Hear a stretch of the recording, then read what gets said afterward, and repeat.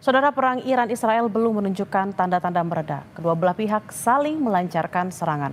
Presiden Amerika Serikat Donald Trump menyerukan agar Iran menyerah yang direspon penolakan dari pemimpin tertinggi Iran Ayatollah Khomeini. Kenapa hal? Perang Iran-Israel belum menunjukkan tanda-tanda mereda. Kedua belah pihak saling melancarkan serangan. Iran kembali meluncurkan serangan ke Israel dan menghancurkan sejumlah akses strategis hingga fasilitas penting Rabu waktu setempat.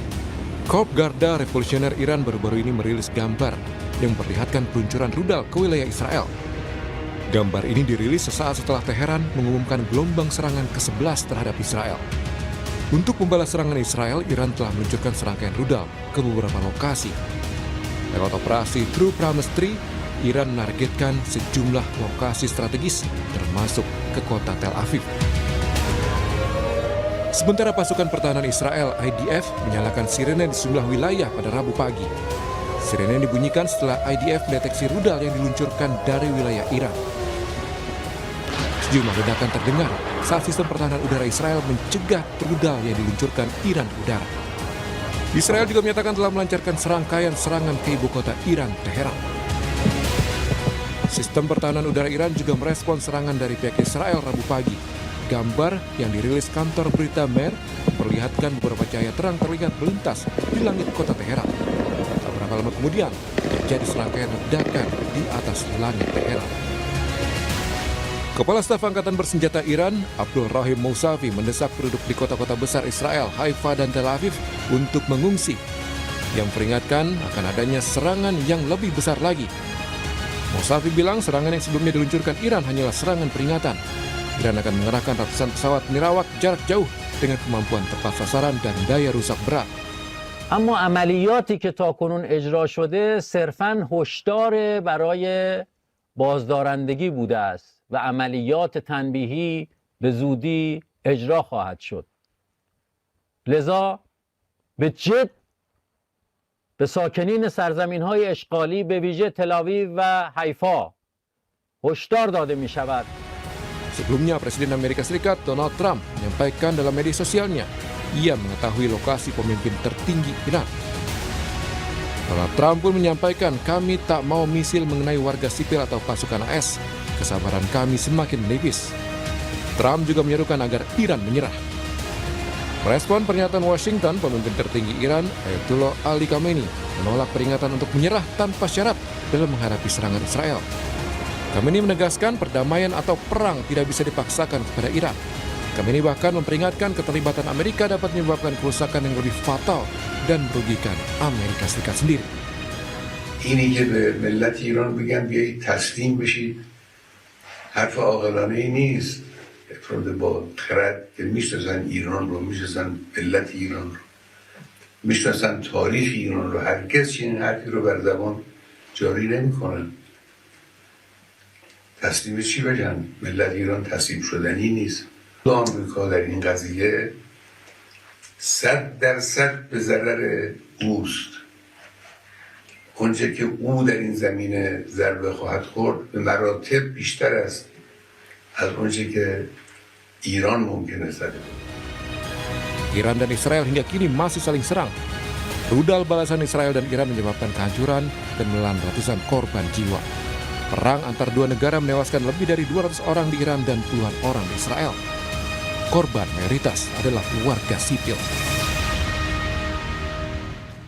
Perang Iran-Israel belum juga menunjukkan tanda-tanda akan berakhir. Bagaimana dampaknya pada Indonesia dan bagaimana Indonesia bisa berperan dalam meredakan konflik ini? Kita sudah bergabung lewat sambungan Zoom dengan pakar hubungan internasional Universitas Parahyangan, Kishino Bawono. Selamat siang, Mas Kishino. Mas, baru aja kira-kira 1 hari lalu Amerika dan juga negara-negara G7 mengatakan kami menegaskan bahwa Israel memiliki hak untuk membela diri dan ada dukungan terhadap keamanan Israel.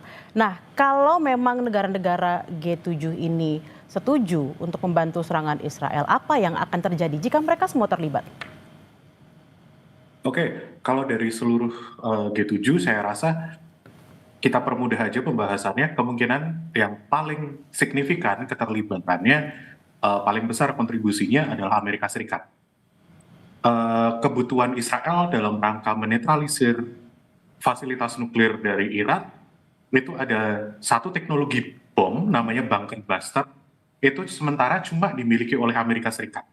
Sehingga dari sekian banyak negara G7, siapa yang paling diinginkan oleh Israel untuk masuk ke dalam perang ini? Amerika Serikat. Karena apa? Teknologi bunker buster ini itu belum dimiliki negara manapun, even Israel, yang punya cuma Amerika Serikat. Karena fasilitas nuklir Iran, salah satunya di kota Fordo, itu dibangun di dalam sebuah gunung, dia ada kayak di bawah puluhan atau bahkan ratusan meter di bawah tanah, sehingga teknologi bomnya harus sangat advance untuk bisa menetralisir fasilitas nuklir ini. Dan tentunya kalau kemudian negara-negara Barat ini join dalam pertempuran ini, dalam perang ini, eskalasinya kemungkinan besar akan meningkat. Iran pun akan semakin desperate untuk menunjukkan bahwa mereka masih berani melawan, masih bisa melawan. Gitu.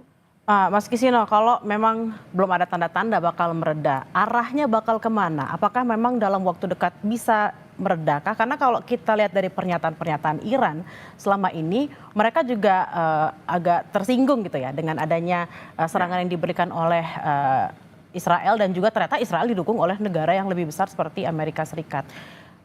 Meluasnya akan seperti apa? Dampaknya seperti apa? Terutama nih untuk kita sebagai Indonesia.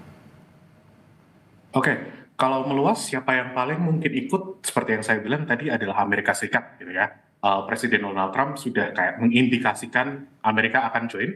Cuma hambatannya di level domestiknya menurut survei dari The Economist dan YouGov, publik Amerika Serikat masih di bawah 30% yang setuju untuk Amerika ikut dalam perang. Dan ini berarti Presiden Trump masih harus meyakinkan publik bahwa ada urgensi, ada justifikasi untuk ikut ini.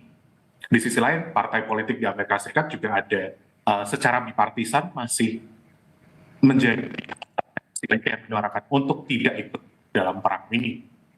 Jadi Amerika paling mungkin, tapi masih ada hambatannya. Lalu efek eskalasinya akan seperti apa? Iran sendiri sudah bilang bahwa kalau Amerika ikut perang, maka Iran akan menyerang beberapa aset Amerika Serikat yang ada di kawasan. Aset Amerika yang ada di kawasan itu kemudian apa? Berarti pangkalan militer Amerika Serikat yang ada, contohnya di beberapa negara Teluk.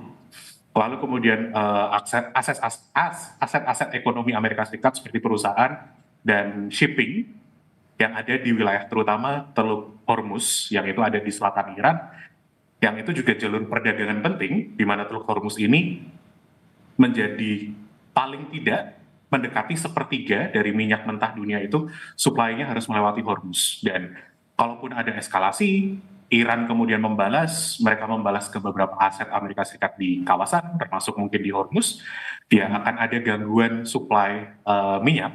Dan kalau gangguan suplai minyak ini terjadi, cepat atau lambat pasti akan mempengaruhi Indonesia, karena minyak itu komoditas yang penting. Dia pasti, kalau ada gangguan, dia mengganggu komoditas lainnya, dia akan mengganggu perdagangan internasional, dia akan mengganggu ekonomi global. Dan itu pun bisa juga ada skenario panjangan tangan dari Iran, yaitu di Yaman, kelompok Houthi, bisa saja juga ikut mengganggu perdagangan internasional di Laut Merah, yang itu juga jadi jalur perdagangan penting. Gitu. Nah, kalau itu memang kaitannya dengan perdagangan dan juga Indonesia. Kalau misalnya kita membahas soal kaitannya dengan membela diri nih, karena kan Israel katanya didukung sama G7 dan terutama Amerika Serikat. Kalau saja seandainya Iran ternyata didukung oleh negara-negara lain, let's say mungkin Rusia, mungkin Cina, atau mungkin Korea Utara, apa dampaknya, Mas? Kalau melihat dari tiga negara tadi, misal Rusia, Cina, dan North Korea, gitu ya, saya rasa mereka masih belum terlalu siap untuk join ke dalam pertempuran ini. Rusia masih sibuk dengan urusan mereka di Ukraina, mereka masih sibuk perang di Ukraina. Sekarang to an extent masih stalemate, belum ada hasil yang benar-benar decisive, apakah Rusia akan menang atau enggak dalam waktu dekat atau enggak. Itu kan sementara mereka masih sibuk di sana. Cina di satu sisi mereka masih memainkan politik yang menunjukkan bahwa mereka pro dengan perdamaian. Ya, mereka masih menjual senjata kemana-mana gitu kan, tapi secara resmi mereka masih memposisikan mereka pro dengan negosiasi, pro dengan damai. Jadi rasanya mereka tidak akan seterbuka itu untuk mendukung Iran. Lalu Korea Utara juga rasanya masih akan sibuk untuk membantu Rusia di Ukraina. Beberapa bulan yang lalu karena ada pemberitaan bahwa pasukan dari Korea Utara itu dipakai oleh Rusia di wilayah timur dari Ukraina. Dan kalaupun kemudian mereka akan membantu Iran, rasanya masih terlalu jauh.